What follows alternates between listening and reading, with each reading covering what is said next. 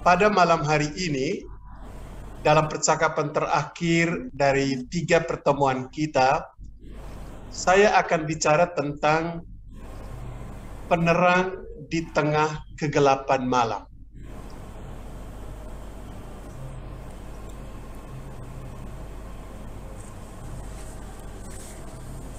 Kita sudah melihat perjalanan rohani kita itu pada akhirnya membawa kita kepada tujuan terakhir, yaitu persatuan dengan Allah. Jadi itu perjalanan rohani. Secara tradisional artinya dalam spiritualitas Kristiani kita, secara tradisional orang membagi perjalanan rohani ini dalam 3 tahap. Tahap purgativa itu adalah tahap pembersihan, tahap illuminativa itu adalah tahap penerangan, tahap unitiva itu adalah tahap persatuan.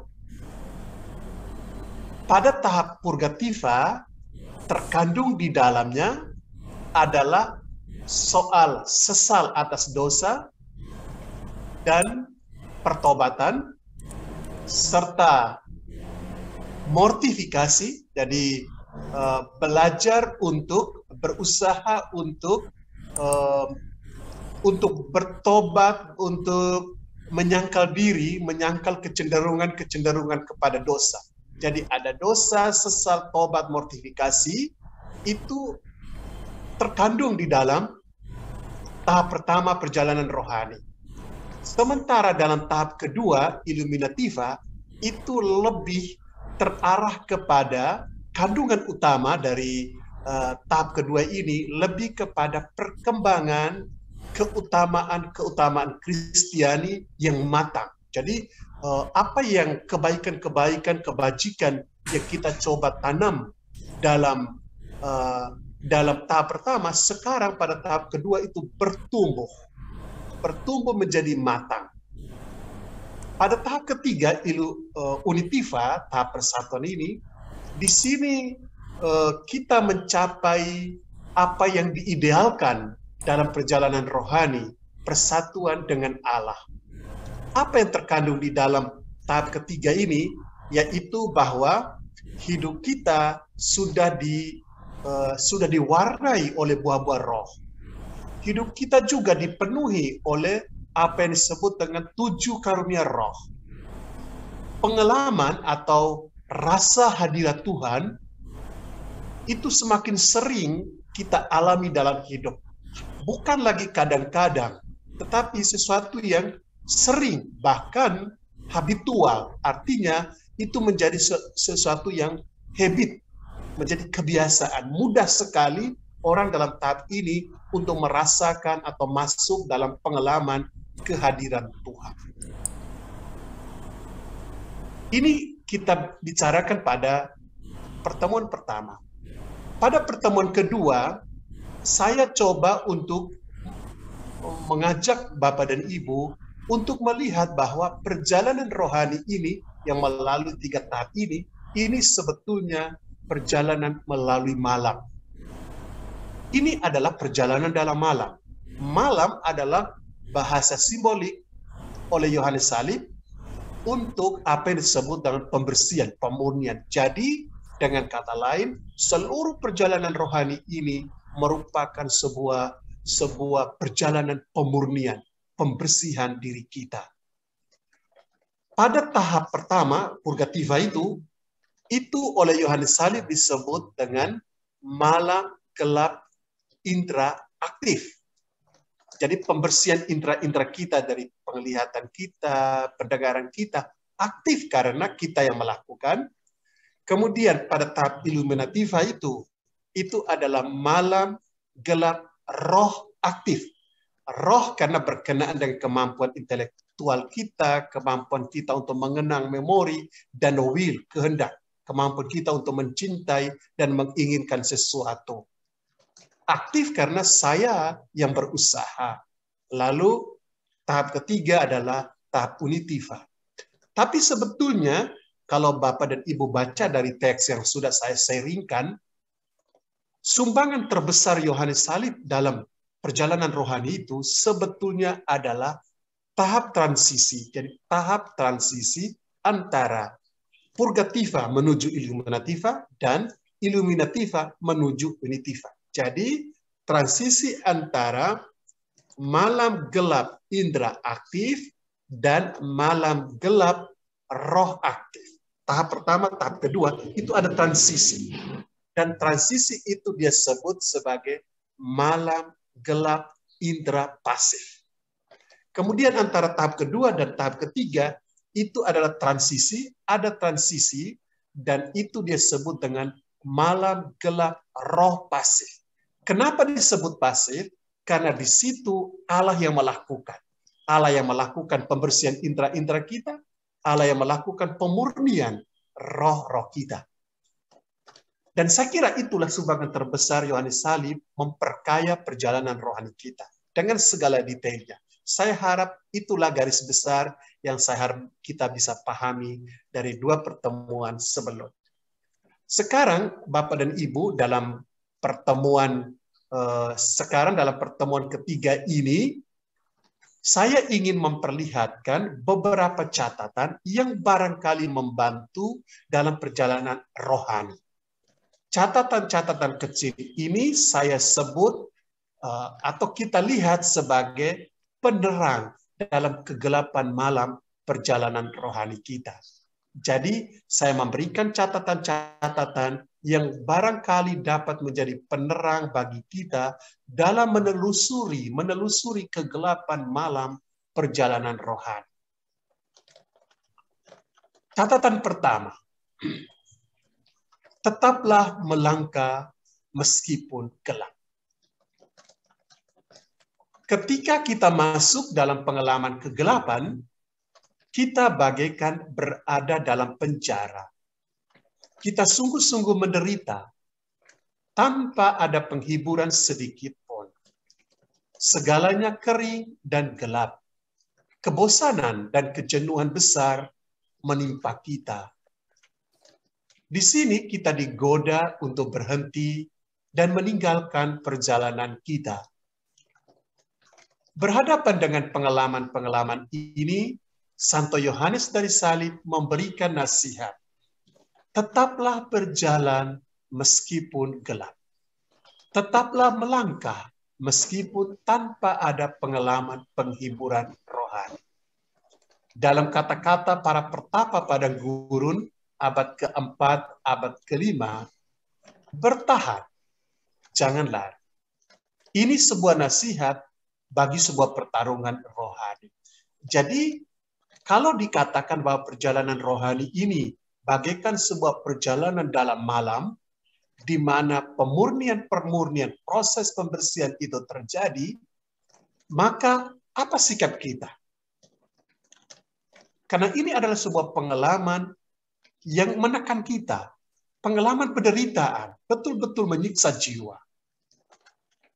Yohanes Salib mengatakan, berhadapan dengan pengalaman ini, tetaplah berjalan, tetaplah melangkah. Tetap berdoa, tetap melakukan kebaikan-kebaikan. Atau dalam kata-kata yang mungkin lebih menyentuh kesadaran kita, itu kata-kata para pertapa abad ke-45, pertapa padang gurun. Bertahan, jangan lari. Jadi bertahan, jangan lari. Ini perintah bernuansa militeristik. Jadi ini militan. Jadi berhadapan dengan kesulitan, tantangan, pengalaman gelap, jangan lari. Itu nasihatnya. Jadi nasihat ini memberikan kesan bahwa ini perjalanan rohani adalah sebuah pertarungan rohani. Sebuah perjalanan dalam pertarungan. Ini catatan pertama. Jadi jangan lari. Tetaplah melangkah meskipun gelap. Catatan kedua, saya ingin katakan begini. Perjalanan rohani ini merupakan sebuah pertarungan. Gagasan bahwa perjalanan ini merupakan sebuah pertarungan, ini sebetulnya gagasan yang sangat dominan dalam kehidupan pertapa abad keempat, abad kelima, para Bapak Padang Koron. Sederhananya, saya terangkan begini. Jadi, Bapak dan Ibu, coba kita bayangkan bahwa kita sedang melakukan perjalanan dari Malang menuju Surabaya. Tapi perjalanan dari Malang menuju Surabaya, ini bukan perjalanan gampang. Ini adalah perjalanan penuh pertarungan. Cobalah kita bayangkan, dari Malang menuju Surabaya ini perjalanan yang sulit. Kalau kita membawa mobil, kita mengandaikan begitu mobil ini, atau kalau kita berjalan, begitu kita melangkah ke sana, kita langsung diblokade sebetulnya oleh kemacetan total. Atau kita bayangkan, Bapak dan Ibu bayangkan saja begini, mungkin sebuah batang kayu, kita ingin mencapai titik tengah-tengah dari batang kayu itu. Maka kita melakukan ngebor. Kita bor supaya bisa menyentuh titik tengah. Tapi kalau kita bayangkan, kita kalau mengebor ini kan susah masuk bornya ini. Kenapa? Ini batang kayu ini kan padat, penuh dengan unsur-unsur kayu itu. Maka nggak bisa masuk. Oleh karena itu, mengebor batang kayu itu sebuah pertarungan. Karena apa? Kita harus mengeluarkan kayu, unsur-unsur kayu dan serpian-serpian kayu itu kan harus dikeluarkan supaya mata bor bisa masuk. Kalau seandainya tidak ada serpian yang dikeluarkan, maka mata bor tetap ada di luar. Nah, perjalanan rohani itu begitulah. Jadi kita harus memasukkan diri dalam perjalanan itu, tapi harus ada yang keluar, serpian kayu itu. Serpian kayu itu apa sebetulnya? Itu adalah dosa-dosa, itu adalah kecenderungan kita kepada dosa. Jadi tidak mudah karena kecenderungan itu seakan menutupi perjalanan kita menuju pusat diri, ketemu dengan Kristus di dalam batin kita, maka mau tidak mau dosa ini harus dikeluarkan. Itulah serpian-serpian kayu. Supaya bor, yaitu keutamaan-keutamaan, itu bisa masuk.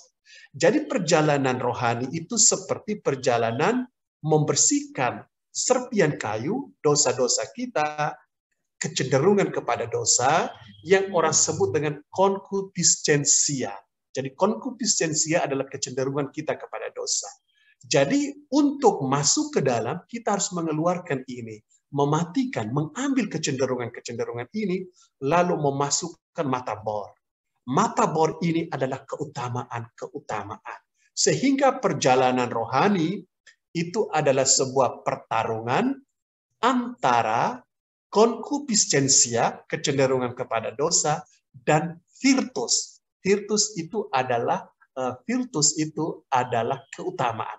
Jadi sekarang ringkasnya perjalanan rohani adalah pertarungan antara konkupiscensia, kecenderungan kepada dosa, dan keutamaan virtus, yaitu kebaikan-kebaikan, hal-hal baik yang kita praktekkan terus-menerus. Oke? Dan pertarungan ini adalah pertarungan yang tidak gampang. Maka perjalanan rohani sebetulnya memang perjalanan yang sulit. Dalam tradisi kita, konkupiscensia, kecenderungan kepada dosa, itu digambarkan sebagai seorang anak gadis. Sementara virtus ini digambarkan sebagai seorang anak lelaki. Kenapa? Virtus itu dari kata vir, anak lelaki. The son, a son. Jadi vir itu anak lelaki. Jadi virtus itu anak lelaki, simbol keutamaan, bertarung dengan anak perempuan, simbol konkupiscensi. Kenapa ini wanita, anak perempuan, itu disimbolkan dengan menjadi simbol dari konkupiscensia, kecenderungan kepada dosa, karena tentu ini berhubungan dengan Adam Hawa. Hawa itu sebagai simbol konkupiscensia. Adam itu adalah orang yang berusaha untuk menghindar, tapi tidak mampu karena godaan dari Hawa untuk memakan pohon buah terlarang itu begitu kuat sehingga dia mengalah. Ini sebuah pertarungan. Maka ini adalah pertarungan antara anak perempuan dan melawan anak laki-laki. Dan itu memang seni bertarung, Bapak dan Ibu. Konkupiscensia, anak gadis itu tidak mau kalah. Dia punya macam-macam cara untuk bagaimana mengalahkan anak lelaki ini. Tapi anak lelaki ini juga tidak mau kalah. Dia bagaimana caranya supaya dia bisa menaklukkan gadis ini, si gadis ini. Itu adalah sebuah pertarungan. Maka ini disebut malam. Berhadapan dengan pertarungan ini, nasihat tadi itu menjadi real. Bertarung. Jangan lari. Bertahan, jangan lari. Ini mungkin membantu kita, paling tidak, ketika kita ini sebagai pelaku dari doa kerahiman ilahi, godaan-godaan dosa itu banyak, nggak usah pikirkan berat-berat.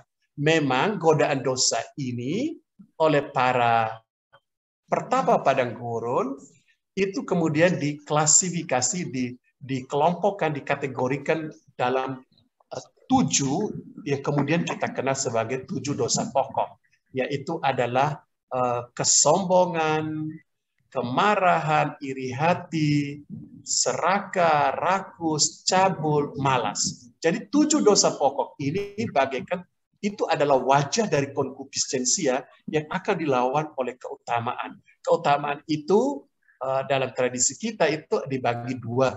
Ada yang disebut keutamaan teologal, berhubungan dengan Tuhan, ada iman, harap, kasih, dan keutamaan kardinal, berhubungan dengan hidup moral sesama, relasi kita dengan sesama. Ada kebijaksanaan, ada keadilan, ada keberanian, itu ada 4, gitu ya. Ada 4, itu bisa dilihat.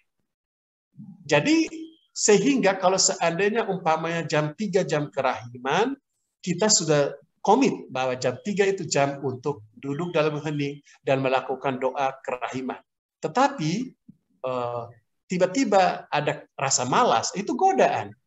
Di situ pertarungan itu menjadi real. Atau kita ini sudah membentuk hidup secara rohani berdasarkan devosi kerahiman ilahi yang kita tekuni.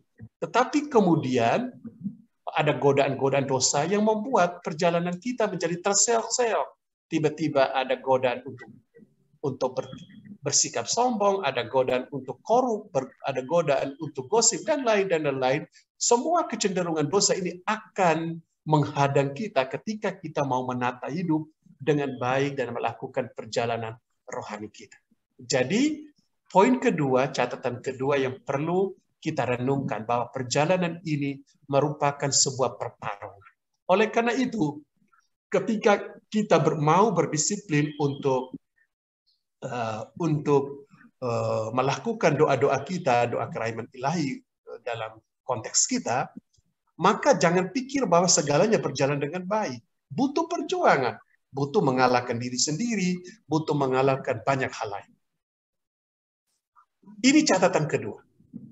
Catatan ketiga, puritas cordis, kemurnian hati, ini adalah kemenangan kita. Jadi pertarungan kita tadi, ini adalah pertarungan yang kita lakukan untuk mencapai kemenangan akhir, di mana terciptalah kemurnian hati. Kalau kita sudah bisa mengalahkan konkupiscensia, godaan-godaan dosa, maka hati kita murni, hati kita bersih. Terciptalah puritas cordis. Puritas cordis ini adalah kemenangan kita. Dan doa ini perlu diperhatikan. Doa adalah senjata utama kita. Dalam pertarungan itu, senjata utama kita itu adalah doa. Nanti ada senjata-senjata lain yang menopang senjata utama ini. Seperti mati raga askese, seperti perbuatan baik, seperti pertobatan, metanoia. Ini adalah unsur-unsur yang menopang.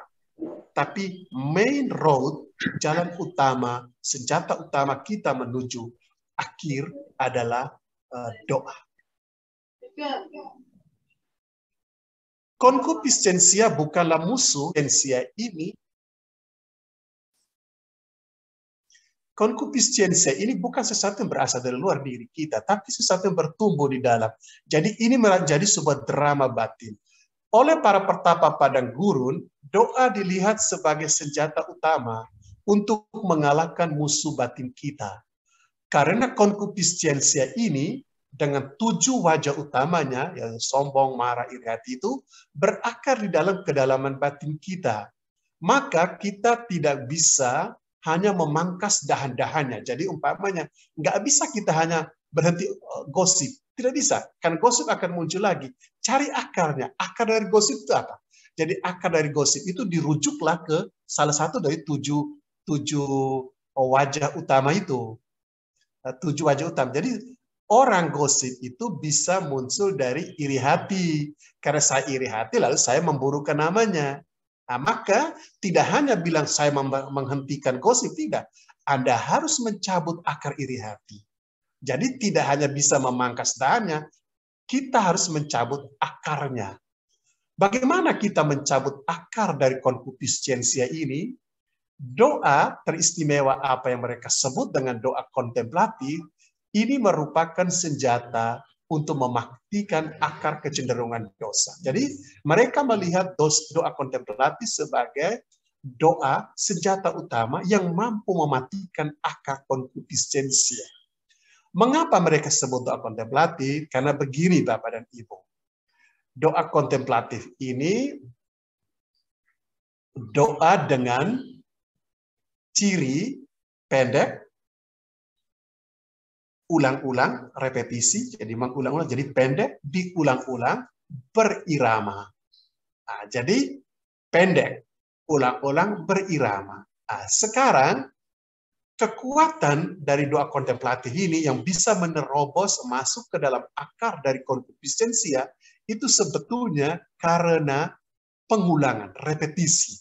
Jadi karena dia ulang terus-menerus, Bapak dan Ibu bayangkan seperti air, tetesan air di pinggir sungai yang menyentuh karang, walaupun batu karang ini keras, tapi tetesan air yang lembut ini, karena ulang-ulang, terus-menerus, akhirnya dia bisa menerobos, membuat lubang pada karang yang keras itu. Doa kontemplatif, karena pengulangannya, dan kita tahu salah satu doa kontemplatif, sebagaimana Bapak Ibu tahu, apa yang saya terlibat aktif di dalamnya, yaitu meditasi Kristiani, dengan menggunakan sebuah kata suci atau sebuah formula dalam bahasa Latinnya, itu dianggap sebagai cara efektif untuk bisa masuk ke akar dari konkupiscensia itu dan mematikan akar. Kalau dalam tradisi para bapak padang gurun, itu mereka sebut formula yang terkenal artinya yang paling favorit, tapi sebenarnya ada bentuk formula lain, biasanya diambil dari kitab suci, yaitu dari Mazmur 70 ayat 2. Bunyinya, ya Allah, bersegeralah menolong aku. Tuhan, perhatikanlah hambamu. Jadi secara perlahan namun pasti, formula ini yang umumnya diambil dari Mazmur dan teristimewa yang favorit adalah Mazmur 70 ayat 2 ini, meresap masuk dan meracuni akar konkupiscensia yang tertanam kuat-kuat di dalam hati kita. Formula itu mematikan akarnya, sehingga konkupiscensia tidak berdaya menguasai dan mengendalikan hati dan hidup kita. Jadi kalau kita merasa bahwa hari-hari kita itu selalu dikendalikan oleh nafsu-nafsu, maka itu berarti akar dari segala nafsu itu belum dimatikan, konkupiscensia. Tapi begitu dia matikan, maka nafsu itu ada, nafsu kesombongan itu ada, tapi tidak mendominir, tidak mengendalikan, tidak menguasai saya. Sebagai manusia, rasa sombong itu ada. Tetapi itu bukan yang utama, itu bukan yang mengendalikan saya. Sehingga konkupiscensia tidak berdaya menguasai dan mengendalikan hati dan hidup kita. Hidup kita kemudian dikuasai oleh keutamaan, kemenangan. Keutamaan itu menang sekarang. Hidup kita dikuasai oleh keutamaan. Puritas cordis, kemurnian hati, adalah kondisi di mana keutamaan meraja. Dan cinta adalah mahkota dari semua keutamaan itu. Jadi perhatikan, mahkota dari semua keutamaan itu adalah cinta. Agape. Dengan puritas cordis sebagai kondisi yang memungkinkan semua keutamaan bertumbuh, serta buah dan cinta serta berbuah dan cinta sebagai mahkota segala keutamaan, terjadilah persatuan antara jiwa dengan Allah. Jadi persatuan kita dengan Allah itu terjadi dalam kondisi di mana hati kita itu murni, puritas cordis. Dan mahkota dari puritas cordis, kemurnian hati itu adalah cinta. Maka bagi para pertapa padang gurun, berkenaan dengan soal perjalanan rohani ini, tujuan mereka akhirnya seperti apa yang dikatakan dalam khotbah di bukit. Berbahagialah orang yang murni hatinya, karena mereka akan melihat Allah. Melihat Allah itu tujuan terakhir. Bersatu dengan Dia dan melihat wajahnya. Itu tujuan akhir perjalanan rohani. Dan syarat untuk itu adalah murni hati. Murni hati adalah posisi kemenangan kita, di mana kita telah mengalahkan konkupiscensia. Saya berharap dengan catatan ini, kita mulai paham bahwa ketika kita memutuskan melakukan perjalanan rohani, kita ingin menekuni sebuah doa kerahiman umpamanya, jangan lupa pada saat itu godaan dosa lebih besar daripada sebelumnya. Karena setan tidak pernah akan membiarkan kita lenggang kangkung menuju persatuan dengan Tuhan. Dia akan menarik kita supaya keluar dari persatuan itu. Catatan keempat. Nah, catatan keempat ini saya ringkas saja.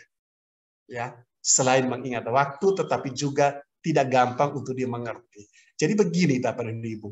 Jadi kalau kita bayangkan perjalanan rohani itu perjalanan dalam gelap, sebuah perjalanan pertarungan, itu kan berarti kita itu menderita ya. Kita lelah. Kita semacam lelah, kita berjuang, kita bertarung. Tapi ingat, Bapa kita, Allah kerahiman ilahi ini, tidak akan membiarkan kita begitu saja. Begitu kita bertekun, kita berusaha, kita mencoba untuk mengalahkan pertarungan, memenangkan pertarungan itu, mengalahkan godaan dosa dan segala tantangannya. Ketika kita berusaha itu, Allah itu memberikan sentuhan-sentuhan ilahi. Itu bahasa Teresa Avila. Jadi Allah itu memberikan sentuhan-sentuhan ilahi ke dalam jiwa yang membantu, menopang, memberikan support supaya kita bertahan dalam pertarungan itu. Gairah kerinduan kita akan Allah semakin gede sehingga kita ingin benar-benar bisa mencapai persatuan itu. Allah kita sungguh Allah kerahiman bagi jiwa dalam perjalanan rohani ini. Ia tidak tinggal diam menyaksikan pertarungan yang sedang kita alami. Ia memberikan kepada jiwa sentuhan-sentuhan ilahi bagaikan oase di tengah padang gurun yang kering dan tandus. Sentuhan-sentuhan ilahi itu menguatkan dan menyegarkan kita dalam perjalanan kita. Saya sebut sentuhan pertama itu keheningan. Jadi begini Bapak dan Ibu. Santa Teresa Avila dalam buku Puribati dia mengatakan bahwa Allah menarik jiwa kepada dirinya dengan menambah rahmat, rasa rindu kepadanya. Jadi ketika kita bertarung, kita masuk malam gelap itu, Tuhan itu tiba-tiba memberikan ke dalam jiwa kita kerinduan yang semakin gede, semakin besar kepada Dia. Nah, tanggapan kita terhadap kerinduan semakin besar itu adalah dengan berusaha mencari kesempatan yang lebih banyak lagi untuk berada sendirian, untuk berusaha membersihkan diri dari segala sesuatu yang dapat menghalangi kita masuk ke heningan. Jadi berarti ketika kerinduan itu semakin besar, kebutuhan kita akan keheningan, akan berada sendirian, akan doa itu semakin besar juga. Jadi orang kemudian mulai belajar menghabiskan lebih banyak waktu dalam doa dan mengurangi hal-hal yang tidak perlu yang mengganggu persatuan ini. Bagi kita, Bapak dan Ibu, orang awam, keheningan yang lebih besar ini, jadi keheningan yang sebagai tanggapan terhadap kerinduan yang lebih gede itu, dapat berarti mengurangi hiburan-hiburan atau aktivitas tertentu yang tidak perlu atau berlebihan, seperti menghabiskan waktu dengan menonton TV, mendengar radio, membaca surat kabar, bermain komputer game, membaca novel, mendengarkan musik, main kartu, atau menonton olahraga, dan seterusnya. Waktu-waktu yang selama ini kita berikan untuk itu, mungkin kita mulai meringkasnya, melepaskannya supaya lebih banyak space, ruang, waktu untuk berada sendirian, untuk berdoa. Kebutuhan dari dalam, ini bukan disuruh orang, tapi memang kebutuhan jiwanya. Tanda bahwa Tuhan menyentuh dia supaya hatinya semakin tertarik pada Allah. Dalam hal ini dapat berarti pula menambah waktu doa, bacaan rohani, partisipasi dalam liturgi, mengambil hari-hari retret secara periodik dan lain sebagainya. Jadi Tuhan memberikan kerinduan yang lebih besar kepada jiwa, dan jiwa menanggapinya dengan masuk dalam keheningan, berada sendiri. Ini sentuhan ilahi pertama. Sentuhan ilahi kedua, rasa sakit yang nikmat. Singkatnya, ada pengalaman penderitaan, pengalaman sakit dalam pertarungan itu, tapi rasanya enak. Ini susah. Orang kan kalau sakit kan sesuatu yang membuat kita menderita, tapi enak, nikmat. Nah, itu. Coba saya baca kata-kata ini, Teresa ini. Dia bilang, rasa sakit penderitaan yang nikmat itu adalah penderitaan karena cinta, toh? Sama seperti orang yang menderita karena luka karena cinta, itu kan tidak ingin disembuhkan. Ini satu-satunya luka di mana manusia memang tidak ingin disembuhkan. Ingin agar luka itu tetap menganga. Itu namanya Teresa sebut dengan istilah rasa sakit yang nikmat. Ini sudah pengalaman mendalam. Ketiga, tanda lain, ini saya kutip Teresa Avila dan saya kutip Bernardus, tapi bisa baca sendiri. Ketiga itu begini, Bapak dan Ibu, ini lebih sulit, tetapi ini bisa saja terjadi. Sarana lain yang Allah pergunakan untuk mempersiapkan orang bagi persatuan itu adalah dengan mengkomunikasikan berbagai sabda. Teresa dari Avila dan Yohanes dari Salib menyebut 4 macam sabda yang barangkali dialami. Tapi begini, sabda-sabda lahiria, sabda suksesi, sabda forma, sabda substansial, ini bahasa teknis, saya tidak bahas sekarang, selain karena waktu, tapi juga karena itu tidak mudah untuk dipahami, karena kita harus bicara tentang intra-intra yang saya sudah singgung pertemuan lalu. Tapi begini, sabda-sabda lahiria itu begini. Jadi pada suatu saat dalam perjalanan rohani ini, kita bisa saja dapat sentuhan ilahi berupa sabda lahiria. Sabda lahiria itu begini, saya itu mendengar sabda Tuhan atau kata-kata Tuhan. Saya mendengar. Saya mendengar dengan telinga ini, telinga jasmani ini, betul-betul saya dengar. Jadi Tuhan itu bisa menyentuh atau menarik kita, memberikan dukungan kepada kita untuk terus bertahan dalam pertarungan itu dengan memberikan sabda ini. Dan kita bisa mendengar, Bapak dan Ibu, bacaan hari ini itu persis tepat. Kita ingat bacaan pertama tadi, itu Samuel. Samuel itu mendengar dengan telinganya. Tuhan memang memanggil dia. Samuel, Samuel. Kan awalnya dia tidak paham, dia tidak mengerti. Tapi Eli, sang imam itu beritahu, kalau kau dengar lagi, jawablah, Tuhan bersabdalah, hambamu mendengar. Jadi berarti Tuhan menyentuh jiwa dia melalui sabda, dan dia mendengar dengan telinga lahiria, telinga panca indera ini. Kita juga lihat dalam pengalaman Paulus mendengar waktu perjalanan dia ke Damsyik. Oke, jadi bisa dalam bentuk sabda. Lain keempat, itu dalam bentuk vision, penglihatan. Penglihatan itu bisa jasmani.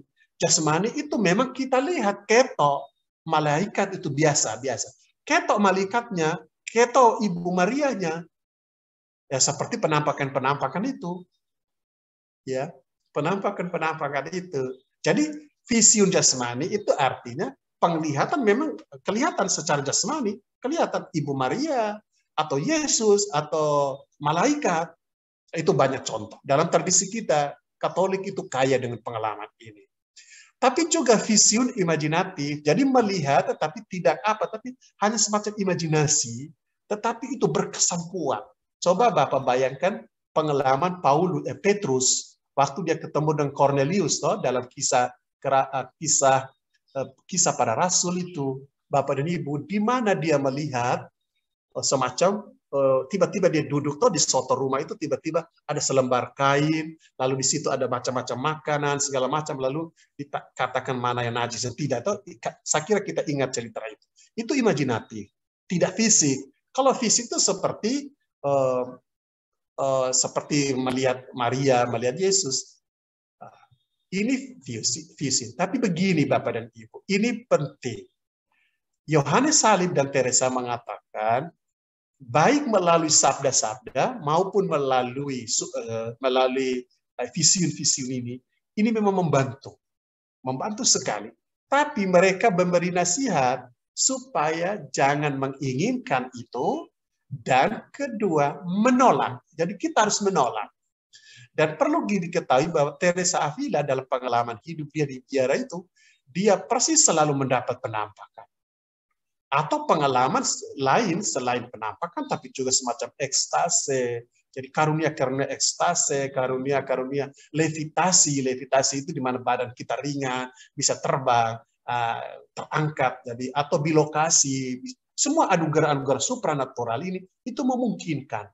Untuk para ahli hidup rohani, mereka akan mengatakan ini adalah pengalaman-pengalaman yang terjadi umumnya pada tingkat kedua. Illuminativa, supaya orang bersemangat penuh gairah untuk masuk pada persatuan dengan Tuhan dalam tingkat ketiga.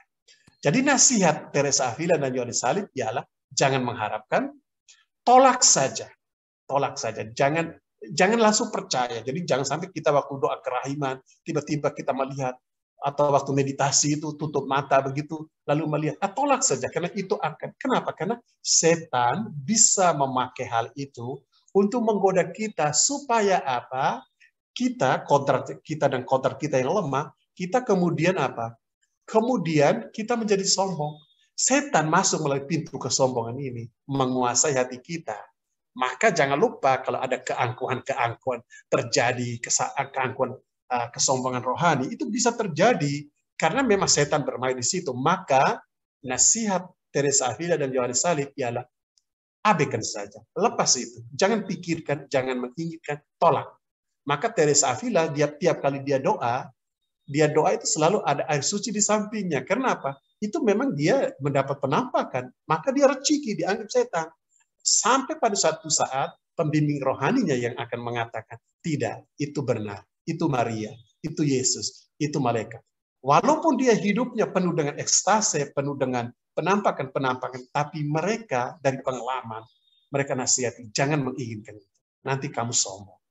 Dan kalau sudah sombong, setan menguasai kita. Penutup. Kita telah melihat bantuan-bantuan dari surga, berbagai komunikasi yang Tuhan berikan untuk memperluas jiwa kita dan menambah kerinduan serta kemampuan kita untuk persatuan. Tetapi ada cara lain di mana Tuhan juga bekerja untuk mempersiapkan jiwa bagi persatuan. Dan itu adalah dengan menggunakan secara efektif dan bijaksana pencobaan, godaan, dan penderitaan yang membuat jiwa kita lebih mampu dalam iman, harapan, dan kasih. Jadi, selain dengan hal-hal yang enak-enak tadi, yang menyenangkan, yang kita cari mungkin, yang kita rindukan mungkin, tapi Tuhan juga bisa memberikan sentuhan-sentuhan itu dengan melalui pencobaan yang besar, godaan-godaan dan penderitaan.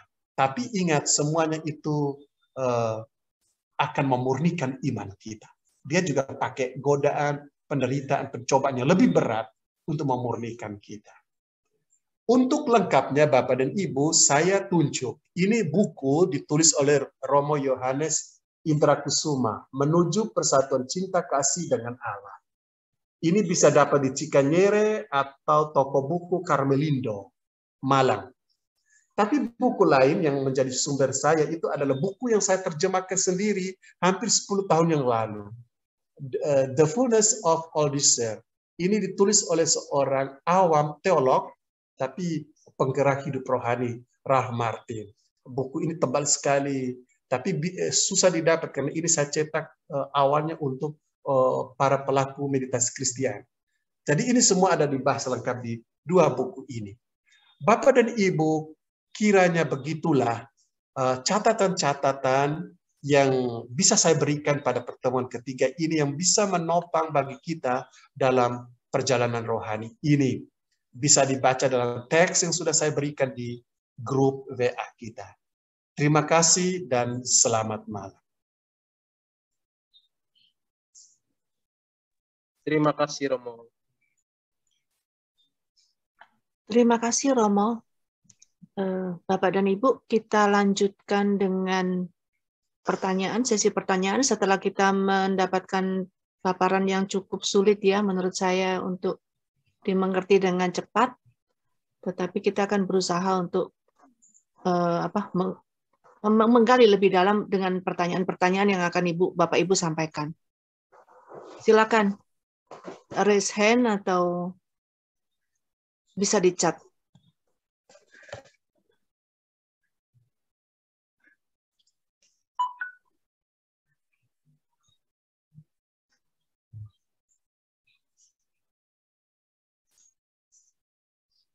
Apakah ada? Saya baca yang di-chat, Romo. Ya, boleh. Doa kontemplasi apakah bisa kita lakukan untuk mendoakan anak-anak atau orang lain? Doa kontemplatif itu sebetulnya doa yang bukan doa permohonan ya. Doa kontemplatif itu lebih soal saya ingin mengarahkan diriku, mengarahkan hatiku kepada Tuhan. Jadi ini soal relasi saya dengan Allah. Ya, jadi doa kontemplatif itu doa yang sudah membawa kita untuk relasi yang lebih dekat dengan Tuhan. Itu sudah tujuannya. Jadi sehingga dalam doa kontemplatif itu tidak ada doa permohonan. Ya, karena kita percaya dengan dekat dengan Tuhan, seperti dikatakan dalam Injil Khotbah di Bukit, carilah dahulu kerajaan Allah, hal-hal lain itu ditambahkan kemudian. Jadi berarti kita dalam doa kontemplatif itu orientasi kita memang relasi saya dengan Tuhan. Yang kita, dalam webinar yang lalu di Surabaya itu kita sebut proses divinifikasi, proses menyatu dengan Tuhan. Jadi itu saja dalam doa kontemplatif itu doa di mana saya ingin relasi saya dengan Tuhan itu menjadi intim. Semakin dekat dengan intim, semakin dekat dengan Tuhan, Tuhan dekat dengan kita, maka Tuhan tahu apa yang kita butuhkan. Pada saat itu doa permohonan menjadi tidak relevan, kata Santo Agustinus. Kalau kita kemudian menjadi dekat dengan Tuhan, Tuhan dekat dengan kita, maka doa permohonan menjadi tidak dibutuhkan. Tuhan tahu apa yang kita butuhkan. Itu sebetulnya keyakinan di dalam doa kontemplatif. Begitu ya. Terima kasih. Selanjutnya Romo, mohon info judul buku yang kedua. The Fullness of All Desire. Kepenuhan segala kerinduan, ditulis oleh Ralph Martin. Terkenal. Tulis saja The Fullness of All Desire, maka Ralph Martin buku itu akan muncul. Karena buku itu favorit di Amerika sekitar 10 tahun lalu. Yang ketiga, Romo, pertanyaannya, di bagian penutup Romo sebutkan Tuhan juga memberikan percobaan-percobaan. Tadinya saya pikir Tuhan tidak pernah mencobai kita, tetapi setan yang mencobai manusia. Namun Tuhan menolong kita mengatasi segala cobaan hidup. Apakah benar demikian, Romo? Ya. Jadi memang Tuhan tidak mencobai kita, tetapi pengalaman percobaan yang kita alami itu juga bisa menjadi bagian dari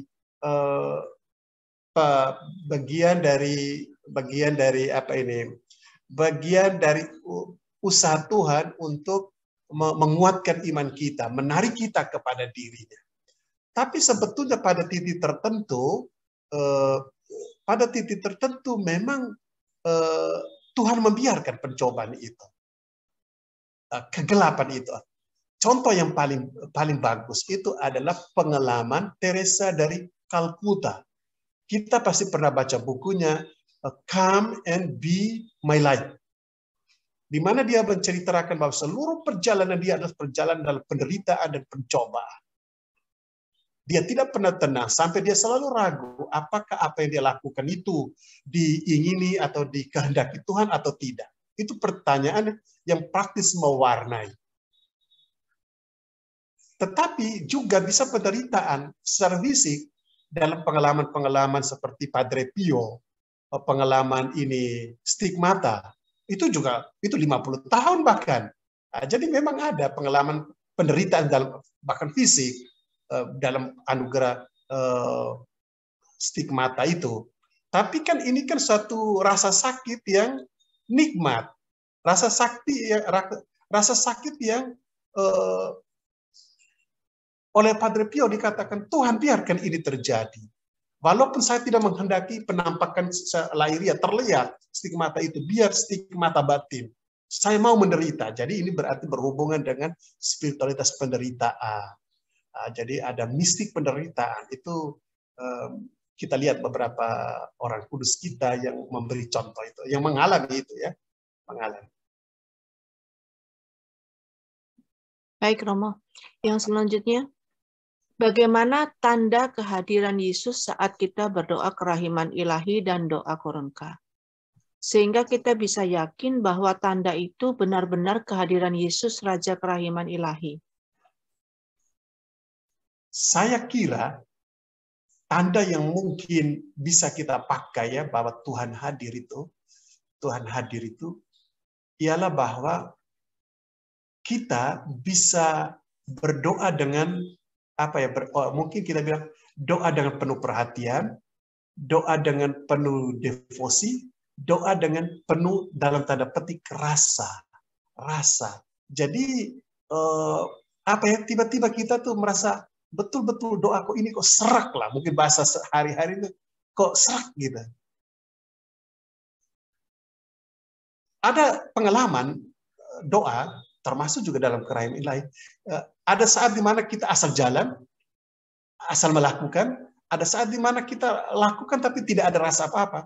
Tapi pada saat tertentu tanpa kita duga, itu bisa kita begitu tenang dan damai, dan kemudian kita bisa mendoakannya dengan rasa perasaan yang dalam. Jadi deep feeling, itu salah satu tanda bahwa memang Tuhan hadir pada saat itu. Tanda seperti ini memang tidak bisa kita minta, tidak bisa kita harapkan. One day, jadi suatu hari, suddenly, tiba-tiba, itu bisa saja menyergap kita. Menyergap kita masuk. Jadi, asal kita tekun, terus-menerus kita lakukan, maka hal itu, rasa perasaan yang dalam, itu yang membuat kita bisa kusuk banget. Kita rasa kok serak sekali untuk berdoa, mengarahkan hati kepada kerahiman Allah, Allah yang menderita untuk kita, itu bisa terjadi. Hanya memang tidak bisa kita target, tidak bisa kita mohon, kita juga tidak bisa mengusahakan atau apa. Karena itu biasa terjadi tiba-tiba. Kalau itu terjadi, syukur kepada Allah, itu adalah sentuhan, salah satu sentuhan ilahi yang membuat kita berkesan dalam doa itu. Begitu ya. Itu tanda.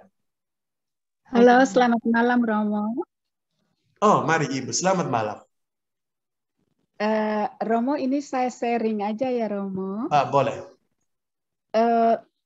Tadi kalau saya tidak keliru, Romo berkata apabila kita berdoa, menutup mata, dan kita melihat kehadiran, misalnya doa Rosario, kita membayangkan Bunda Maria, terus kita seru sekali mengucapkan doa Salam Maria, dan itu sampai kita merasa bersatu benar dengan Bunda Maria. Begitu pula dalam Ekaristi, perayaan Ekaristi, pada saat hosti diangkat, ya kita dengan penuh permenungan, seakan-akan Yesus benar-benar hadir dan mengangkat. Tapi tadi Romo katakan, kalau muncul hal-hal seperti itu silakan ditolak. Jadi saya agak sedikit Ya, ya, saya merasa bahwa kok ini sudah saya rasakan berkali-kali, tapi kok disuruh tolak gitu. Gimana menurut Romo? yang ditolak itu penglihatan. Jadi umpamanya ibu sedang berdoa ya, entah dalam misa atau apa itu, umpama dalam doa pribadi, tiba-tiba ibu melihat, atau tutup mata ada lihatan malaikat, ada bayangan malaikat, nah, itu godaan, tolak saja. Prinsipnya begini, kalau kita tolak, sebetulnya jangan beranggapan bahwa kita menyakiti Tuhan. Seandainya itu Tuhan, kita tolak kali ini, lain kali dia akan muncul lagi. Tuhan punya banyak cara untuk meyakinkan kita bahwa yang datang itu dia dan bukan setan. Tapi kalau itu setan, Ibu, kalau sekali kita tolak, ciri dari setan, sekali kita tolak, dia tidak akan datang lagi. Gitu. Jadi, kenapa ditolak? Itu untuk melindungi kita dari kesombongan. Setan itu pakai kesombongan itu sebagai pintu masuk untuk menguasai kita. Tapi yang saya masukkan terakhir itu ialah bahwa rasa kehadiran Tuhan itu bahwa ada pengalaman, itu pengalaman kita. Waktu kita bisa begitu kok rasanya kusuk banget. Saya tidak melihat Yesus ya, tapi kok hati saya itu rasanya kok penuh perhatian, kusuk, fokus, dan segalanya menjadi tenang, hati saya damai. Ya, itu tanda bahwa rasa hadirat Tuhan itu menaungi kita, begitu. Memang walaupun dalam doa yang mungkin tidak terlalu menyentuh hati kita, kita rasa kering saja, bukan berarti Tuhan tidak ada. Tuhan ada, tapi mungkin secara intens itu terjadi dalam pengalaman-pengalaman seperti itu. Ada momen-momen di mana kita bisa kusuk. Susah kita katakan dengan lebih detail. Kalau kita masuk dalam pengalaman itu sendiri, kita akan tahu bahwa memang dalam perjalanan ini pasti pada suatu saat masing-masing kita punya pengalaman seperti itu. Ya, itu. Terima kasih. Ibu. Nah, Terima kasih Romo. Ibu Pauline Ayah. Terima kasih. Romo. Iya, Ibu. Saya boleh sharing sedikit nggak, Mo? Oh, boleh, Ibu. Ibu Sidi, Ibu Mailani. Ibu Mailani, ya. Monggo. Nah, kejadiannya waktu saya belum jadi Katolik ya, Mo. Ya. Anak saya pernah step, kejang-kejang. Ya, step. Lalu saya bilang gini sama Tuhan, Tuhan Yesus, saya mau berdoa rosario, tapi saya masih simpatisan Tuhan. Boleh nggak lihat buku? Saya bilang gitu ya. Terus tiba-tiba saya kan berdoa kan merem ya, terang itu. Memang suasana kamar itu gelap. Terus saya ada cahaya, nggak ada orang yang nyalain lampu gitu saya bilang. Terus saya berdoa lagi, Tuhan boleh enggak? Saya mau doa rosario pakai buku, saya bilang. Terus nyalanya, aduh terang banget gitu. Itu saya lihat ada gambar kepala Yesus yang berduri itu. Tapi saya nggak ngeh, Romo. Saya nggak ngeh itu apa. Terus saya bilang, boleh ya Tuhan, berarti udah saya baca aja. Nah, itu berjalannya waktu Tuhan, Romo, saya tuh sepertinya kayak diunjukin supaya jadi gini, saya dikasih lihat ular, kasih lihat apa sampai 3 kali. Saya tanya teman saya, ini apa maksudnya? Terus kata dia gini, awak belum ada yang belum dibayar katanya.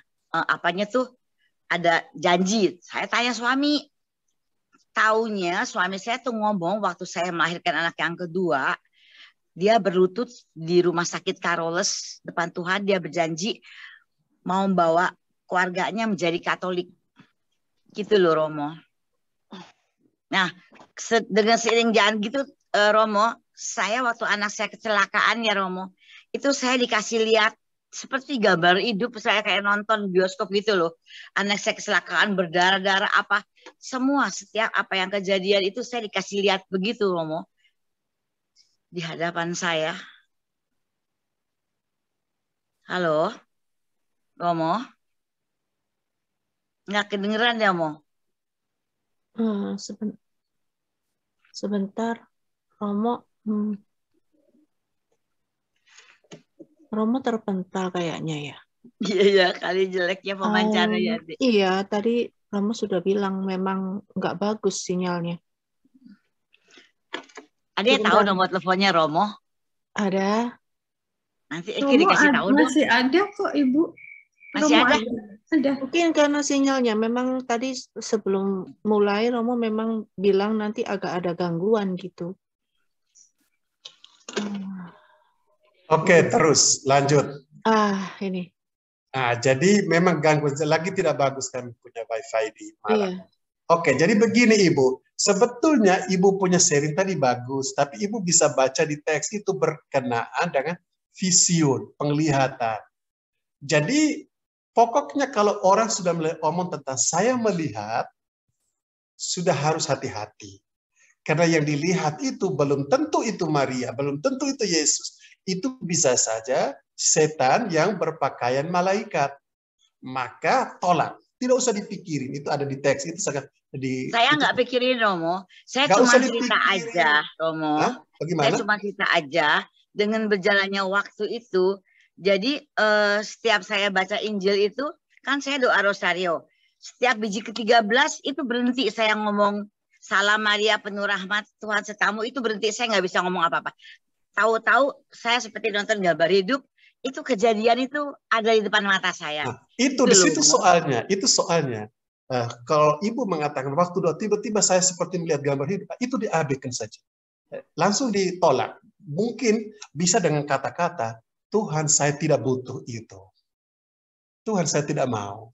Jadi sehingga sekarang yang paling penting bagi Ibu ialah Ibu mendoakan dengan baik rosario itu sampai selesai. Itu saja. Itu yang paling penting. Yang saya mau ceritain Romo, Ya. waktu anak saya kecelakaan, yang pertama saya dikasih lihat itu gambar, itu persis kejadiannya waktu saya datang ke tempat TKP. Anak saya juga begitu, berdarah-darah semua. Persis apa yang dikasih lihat itu seperti itu, Mo. Nah, itu yang saya mau ceritain aja. Saya bukan ada maksud apa-apa, Mo. Oke, baik. Saya paham. Memang itu bisa memang karunia. Ibu begini, Bu. Ini bisa karunia. Tetapi itu juga bisa permainan si iblis. Jadi bisa karunia. Memang ada orang karunia punya begitu, bahkan lewat mimpi, lewat apa dia sudah tahu apa yang terjadi. Bisa saja, itu bisa karunia. Tapi itu juga bisa permainan si setan. Jadi saya, Romo, saya hanya mau malam beritahu. doa jam 2, jam 3 Mo, itu selalu diganggu ya. Jadi soalnya kayak disengajain supaya saya tidak boleh berdoa gitu. Itu benar. Dulu masih muda, sekarang saya sudah tua, jarang-jarang berdoa malam.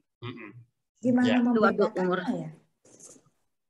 Jadi singkat kata supaya jangan membingungkan para pendengar, poin saya ialah berdoa saja.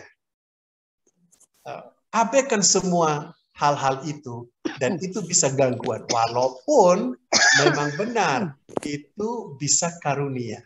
Tapi seandainya itu karunia, kita tidak bisa nolak. Karena pada suatu saat lain, dia bisa mendatangi kita lebih kuat, lebih dasar, sehingga kita tidak punya kuasa apapun, tidak punya kemampuan untuk menolaknya. Karena dia sudah menguasai kita. Dan itu memang itu tanda dari Tuhan. Kalau dari iblis, dia sekali kita tolak, dia akan pergi. Begitu. Tapi seringnya saya paham, karena itu bisa karunia. Maka butuh, istilahnya Ibu Melani, itu butuh keseringan pengalaman itu. Orang biasanya dicatat lalu kemudian dibaca oleh pembimbing rohaninya, lalu kemudian dilihat hidupnya. Jadi saya pernah ngomong sama Romo Julius Sudarnoto. Dia bilang gini, apa Ibu Melani mau ikut konseling aja, tanya di Sekinah, tanya di dalam gini. Saya waktu itu masih ada bayi, nggak bisa saya bilang gitu. Bayi itu maksudnya cucu saya. Iya. Oke, baik Ibu. Jadi Romo, setiap ada kejadian itu saya dikasih tahu, Mo. Yes. Yeah. Saya juga nggak ngerti maksudnya apa itu, Mo. Waktu cucu saya mau meninggal pun saya dipegang-pegang gitu sama kayak orang Gabarisus gitu, dipeluk-peluk, yang sabar ya, yang kuat katanya. 2 minggu kemudian cucu saya meninggal, Mo. Bisa karunia, karena ini karunia paranormal, itu bisa dari Tuhan, bisa dari tidak. Jadi saya tidak mengatakan ini dari Tuhan, ini dari setan, tidak. Saya hanya mengatakan sikap kita selalu dua. Kita harus betul-betul refleksi, ini bisa dari karunia Tuhan, ini juga bisa tidak. Ya, itu saja. Saya hanya menunjuk sikap yang bisa dipakai oleh Ibu Mailani untuk membaca pengalaman Ibu, dan yang lain bisa pakai untuk pengalaman mereka. Iya. Itu maksudnya itu sesuatu yang standar lah gitu. Iya. Normatif istilahnya. Ya, itu sikap yang harus baiknya kita pakai. Begitu ya Ibu Melani, terima kasih. Iya. Baik, Makasih Romo, Romo. Makasih teman-teman. Ya, terima kasih. Romo, saya lanjutkan ya. Ada 2 pertanyaan. Dari kebanyakan Santo Santa, kelihatannya memang mengalami malam gelap, terlebih dulu sebelum iman mereka makin bertumbuh. Sedangkan zaman ini banyak orang hanya mencari penghiburan rohani tanpa mau melewati malam gelap dalam hidupnya. Mohon pencerahannya, Romo. Tidak mungkin dalam perjalanan rohani, perjalanan untuk persatuan dengan Tuhan tanpa melalui malam gelap. Malam gelap yang akan kita alami. Memang ada orang-orang tertentu tanpa melalui itu, tetapi mereka tiba-tiba langsung masuk dalam pengalaman persatuan dengan Tuhan yang intim tanpa melalui pengalaman malam gelap. Sederhananya seperti Paulus. Paulus tidak ada tahap-tahap itu. Tiba-tiba saja dia ditangkap Tuhan. Nah, itu contoh bahwa ada orang-orang istimewa. Tapi umumnya itu tidak. Umumnya itu harus melalui proses itu. Proses bertobat, proses bertekun, berdisiplin, masuk dalam pengalaman kegelapan, pencobaan, untuk kemudian pada akhirnya sampai kepada persatuan. Maka pengalaman padang gurun, pengalaman malam gelap adalah pengalaman fase yang pasti akan dilalui oleh masing-masing kita, walaupun dengan intensitas yang berbeda, sesuai dengan besarnya dosa, sesuai dengan kebutuhan untuk pembersihan itu, seperti yang sudah saya katakan minggu lalu. Begitu. Yang terakhir, Romo saat merenungkan bacaan Alkitab, jika ada suara di dalam hati yang menjelaskan ayat tertentu yang tidak dimengerti dengan ditunjukkan ayat lain, terkadang beberapa hari kemudian dan terkadang membuat kaget. Apakah itu adalah bimbingan Roh Kudus yang berdiam di dalam hati kita? Bisa. Sikapnya sama. Jadi itu pokoknya begini, semua yang kita anggap dalam tanda petik itu supranatural, adikodrati, ini termasuk, karena itu sesuatu tidak normal dalam arti begitu ya, bahasa lain, itu bisa saja itu memang bimbingan Roh Kudus, bisa. Tapi juga bisa dari permainan iblis.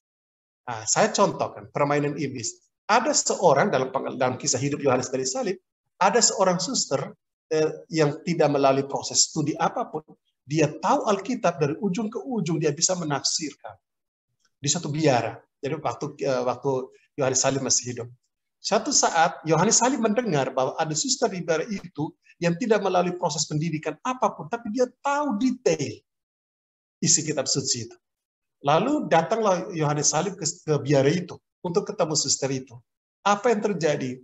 Begitu Romo yang suci itu masuk ke biara itu, suster itu sudah menggelepar. Jadi berarti dia kerasukan selama ini. Jadi semacam kuasa setan yang sudah membuat dia tahu semuanya. Jadi sehingga ketika Yohanes Salib masuk ke situ, dia ketakutan karena dia berpikir Yohanes Salib akan memperlihatkan kebohongan yang terjadi selama ini. Jadi berarti tetap sikapnya sama. Bisa dari Roh Kudus, Roh yang bekerja. Bisa.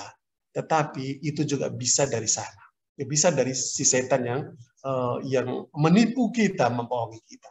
Jadi oleh karena itu kita tahu dari mana bahwa, jadi begini, kita tahu dari mana bahwa ini dari setan, ini dari Tuhan Allah. Nanti lihat dari hidupnya, buah-buahnya. Jadi buah-buah hidup real orang itu bisa menjadi bukti. Kalau seandainya dia bilang, oh ya dia baca ini, tetapi ada suara mengatakan ini ada kaitannya dengan teks ini. Jadi itu baik. Tapi nanti buahnya itu, hidup dia, itu persis tidak seperti yang dia yang dia baca itu teks yang mungkin dia anggap sebagai bisikan dari Roh Kudus itu, dia malah justru melawan itu. Umpamanya, soal perceraian, ini bisa ada hubungan dengan teks dari Keluaran, teks dari Kejadian, umpamanya begitu ya. Tapi dia sendiri hidup tuh dalam perselingkuhan.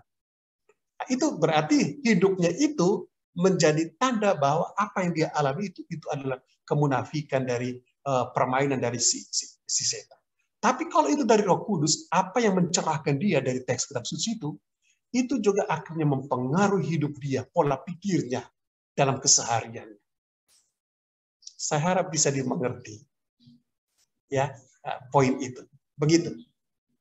Jadi hidup harian itu nanti akan menjadi parameter apakah ini itu asli anugerah Tuhan, karunia Tuhan, atau ini adalah permainan si iblis itu. Kehidupan harian. Jangan sampai kita tertipu dengan apa-apa yang terjadi dalam suasana doa. Karena si setan juga bisa bermain. Hidup harian itu akan menjadi rujukan. Hidup yang bagaimana? Hidup yang penuh dengan keutamaan. Hidup yang penuh dengan buah-buah roh. Dari Galatia 5:22. Maka Galatia 5:22-23 itu harus kita pegang erat-erat. Karena itu seringkali dipakai menjadi parameter untuk merujuk semua pengalaman rohani ini dari Tuhan atau dari setan kita ditipu atau tidak, rujuklah ke buah-buah roh. Kalau kemudian membawa hidup saya menjadi lebih sabar, menjadi lebih penuh kasih, berbagi, penguasaan diri, itu bisa menjadi tanda. Ya, saya harap itu keterangan tambahan yang mungkin bisa membantu. Terima kasih. Baik Romo, terima kasih atas pencerahan sudah 3 minggu berturut-turut. Memang saya rasa sendiri pun sulit untuk langsung mengerti dengan semuanya, mesti diulang-ulang di YouTube untuk dapat mengerti dengan baik. Ya. Atau mungkin ketemu Romo di Malang untuk saat. lebih jelasnya. Baik Romo, Bapak Ibu sekalian, saya lanjutkan pada ibadah kita pada malam hari ini.